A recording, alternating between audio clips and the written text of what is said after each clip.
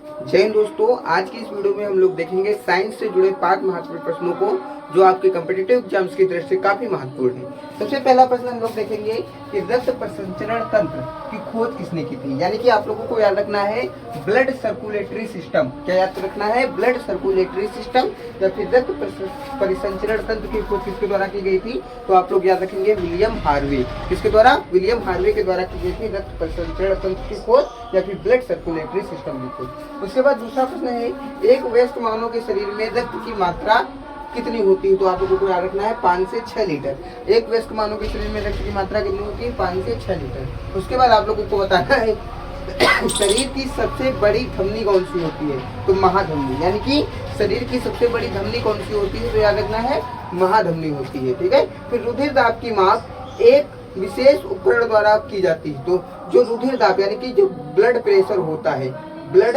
Pressure, इसको हम लोग एक विशेष उपकरण के द्वारा मापते हैं। यानी कि जो बीपी होता है उसको एक विशेष उपकरण के द्वारा मापते हैं। उसको क्या कहते हैं?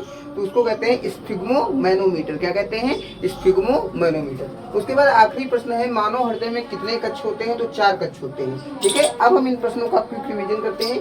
सबसे पहले हम लोग बात करेंगे रक्त परिसंचरण तंत्र की खोज किसने की थी? यानी कि ब्लड सर्कुलेटरी सिस्टम की खोज तो विलियम हार्वे ने की थी। एक वयस्क मानव के शरीर में कितना रक्त होता है? यानी कि एक वयस्क जो मानव होता है उसके शरीर में कितना रक्त होता है? तो आप लोगों को याद रखना है 5 से 6 लीटर। शरीर की सबसे बड़ी धमनी कौन सी है? तो महाधमनी है।